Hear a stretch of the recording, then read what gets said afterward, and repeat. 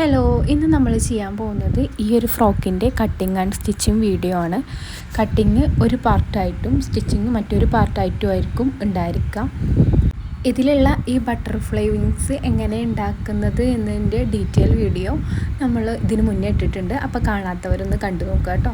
നിങ്ങൾ ആരെങ്കിലും സബ്സ്ക്രൈബ് ചെയ്യാതെയാണ് നമ്മുടെ ചാനൽ കാണുന്നുണ്ടെങ്കിൽ ഒന്ന് സബ്സ്ക്രൈബ് ചെയ്ത് നമ്മൾ സപ്പോർട്ട് ചെയ്യും. അപ്പോൾ ഇതിൽ മെയിൻ ക്ലോത്ത് ആയിട്ട് യൂസ് ചെയ്യുന്നത് ഗ്ലിറ്റർ നെറ്റാണ്. 10 മീറ്റർ ഗ്ലിറ്റർ നെറ്റ് എടുത്തിട്ടുണ്ട്.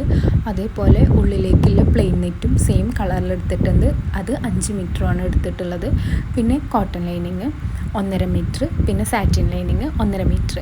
ഇത് 1 to 2 വയസ്സുള്ള ബേബിയുടെ സൈസിലാണ് നമ്മൾ ചെയ്യുന്നത്.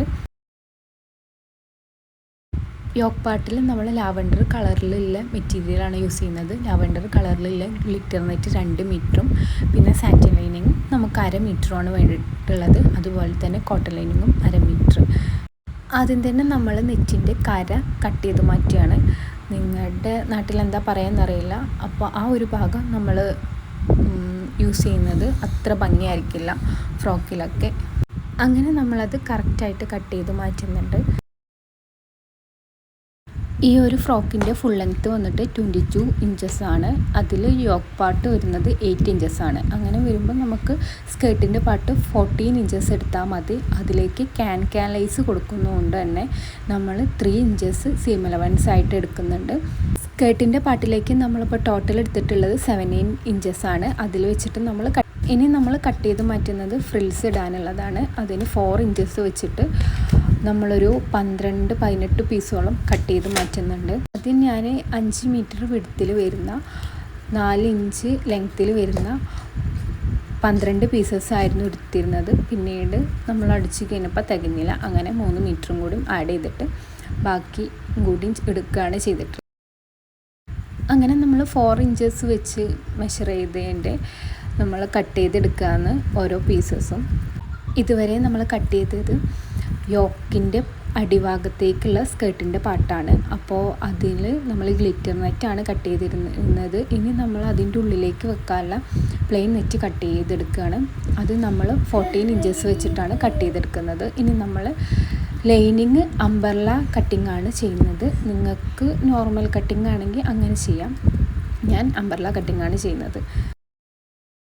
വേസ്റ്റ് വന്നിട്ട് 21 ഇഞ്ചസ് ആണ്. അതിലേക്ക് 3/4 ഇഞ്ച് സീം അലവൻസും കൂടി കൂട്ടിയിട്ട് നമ്മൾ 6 ഇഞ്ചസ് ആണ് നമ്മൾ കട്ട് ചെയ്തെടുക്കുന്നത്. ലൈനിങ്ങിൻ്റെ ലെങ്ത്ത് വന്നിട്ട് 13 ഇഞ്ചസ് ആണ്. സെയിം മെഷർമെൻറ്റിലും സെയിം മെത്തേഡിലും തന്നെ നമ്മൾ കോട്ടൺ ലൈനിങ്ങും അതുപോലെ തന്നെ കട്ട് ചെയ്തെടുക്കുന്നുണ്ട്. ഈ കോട്ടൺ ലൈനിങ്ങിലായിരിക്കും നമ്മൾ ഷിഫ്റ്റ് നെറ്റ് അറ്റാച്ച് ചെയ്യുന്നത്. അതാകുമ്പോൾ കുഞ്ഞുങ്ങൾക്ക് ബോഡിയിൽ ഇറിറ്റേഷനോ കാര്യങ്ങളോ ഒന്നും ഉണ്ടാവില്ല. അങ്ങനെ നമ്മൾ കോട്ടൺ ലൈനിങ്ങും കട്ട് ചെയ്ത് മാറ്റിയിട്ടുണ്ട്. ഇനി നമ്മൾ കട്ട് ചെയ്തെടുക്കാൻ പോകുന്നത് ഫ്രോക്കിൻ്റെ യോക്ക് പാർട്ടാണ്. അപ്പോൾ അതിന് നമ്മൾ 4 ആയിട്ട് ഫോൾഡ് ചെയ്തെടുത്തിട്ടുണ്ട്. നമ്മൾ നോർമൽ ചെയ്യുന്ന പോലെ തന്നെ. ഷോൾഡർ വന്നിട്ട് 7 ഇഞ്ചസ് ആണ്. അതിലേക്ക് 1/2 ഇഞ്ച് സീം അലവൻസും കൂടി ആഡ് ചെയ്തിട്ട് നമ്മൾ 4 ഇഞ്ചസ് ആണ് എടുക്കുന്നത്. ആം ഹോൾ ലെങ്ത്തും 4 ഇഞ്ചിൽ തന്നെയാണ് മാർക്ക് ചെയ്യുന്നത്. ചെസ്റ്റ് വന്നിട്ട് 21 ഇഞ്ചസ് ആണ്. അപ്പോൾ നമ്മൾ 5.5 ഇഞ്ചസും അതിലേക്ക് സീം അലവൻസ് 1.5 ഇഞ്ചുമാണ് മാർക്ക് ചെയ്തെടുത്തിട്ടുള്ളത്. യോക്ക് പാർട്ടിൻ്റെ ലെങ്ത്ത് വന്നിട്ട് 8 ഇഞ്ചസ് ആണ്. അതിലേക്ക് 1/2 ഇഞ്ച് നമ്മൾ മുകളിൽ ഷോൾഡർ സീം അലവൻസ് എടുത്തിട്ടുണ്ട്. അടിയിലേക്ക് നമ്മൾ 1 ഇഞ്ചുമാണ് സീം അലവൻസ് എടുത്തിട്ടുള്ളത്. ഇനി നമ്മൾ യോക്ക് പാർട്ട് കട്ട് ചെയ്തെടുക്കാൻ പോവാണ്.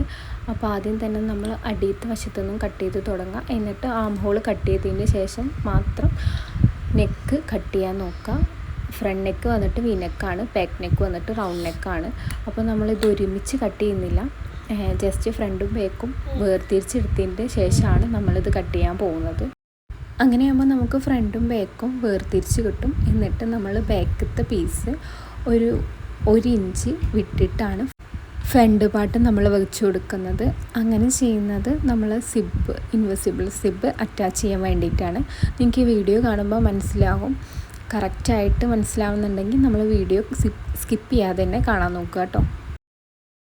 നമ്മളിനി യോക്ക് പാർട്ട് കട്ട് ചെയ്തെടുക്കുകയാണ്. അപ്പോൾ ആം ഹോൾ കട്ട് ചെയ്തതിൻ്റെ ശേഷം ആണ് നമ്മൾ നെക്ക് കട്ട് ചെയ്തെടുക്കുന്നത്. ആദ്യം തന്നെ front neck V neck cut ചെയ്തെടുക്കുക. എന്നിട്ട് അതിൻ്റെ ഒരു മാർക്കിങ് കൊടുത്തിട്ട് നമ്മൾ ബാക്ക് നെക്ക് റൗണ്ട് വരച്ചിട്ടാണ് കട്ട് ചെയ്തെടുക്കുന്നത്. വീഡിയോ മാക്സിമം സ്കിപ്പ് ചെയ്യാതെ കാണാൻ നോക്കുക. അപ്പോൾ നിങ്ങൾക്ക് എല്ലാതും കറക്റ്റായിട്ട് മനസ്സിലാവും. ഫ്രണ്ട് പീസും ബാക്ക് പീസും ഒരുമിച്ച് വെച്ച് നോക്കുമ്പോൾ ബാക്ക് പീസ് വിഡ്ത്ത് കൂടുതൽ. ഇനി നമ്മൾ സാറ്റിൻ ക്ലോത്തിൽ നമ്മൾ കോട്ടൺ പീസ് വെച്ചിട്ട് കട്ട് ചെയ്തെടുക്കുകയാണ് ചെയ്യുന്നത്. കറക്റ്റായിട്ടൊന്നും കട്ട് ചെയ്തെടുക്കുന്നില്ല. സ്റ്റിച്ചിങ്ങിന് ശേഷമായിരിക്കും നമ്മൾ കറക്റ്റായിട്ട് 12 ഇഞ്ച് വിഡ്ത്തും 2 മീറ്റർ ലെങ്ത്തുള്ള ഒരു പീസ് എടുത്തിട്ടുണ്ട്. എന്നിട്ട് നമ്മൾ ഒന്നിൻ്റെ മേലെ ഒന്ന് അങ്ങനെ രീതിക്കാണ് പ്ലീറ്റ് ഇട്ട് കൊടുക്കുന്നത്.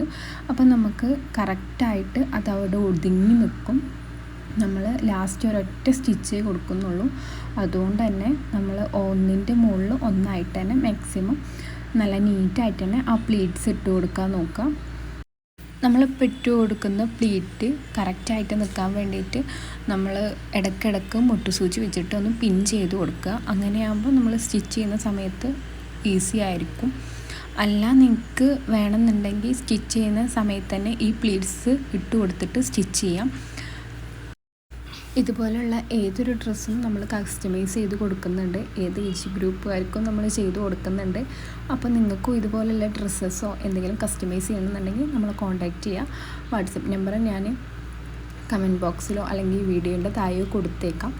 നമ്മുടെ ചാനൽ ഇതുവരെ സബ്സ്ക്രൈബ് ചെയ്യാതെ കാണുന്ന കൂട്ടുകാരുണ്ടെങ്കിൽ ഒന്ന് സബ്സ്ക്രൈബ് ചെയ്ത് നമ്മളെ സപ്പോർട്ട് ചെയ്യുക. അതുപോലെ തന്നെ അടുത്തുള്ള ബെല്ലൈക്കൺ ഓളൊന്ന് പ്രസ് ചെയ്ത് കൊടുക്കുക. അങ്ങനെയാകുമ്പം നമ്മൾ ഓരോ വീഡിയോസ് അപ്ലോഡ് ചെയ്യുമ്പോഴും നിങ്ങൾക്ക് നോട്ടിഫിക്കേഷൻ ലഭിക്കുന്നതായിരിക്കും.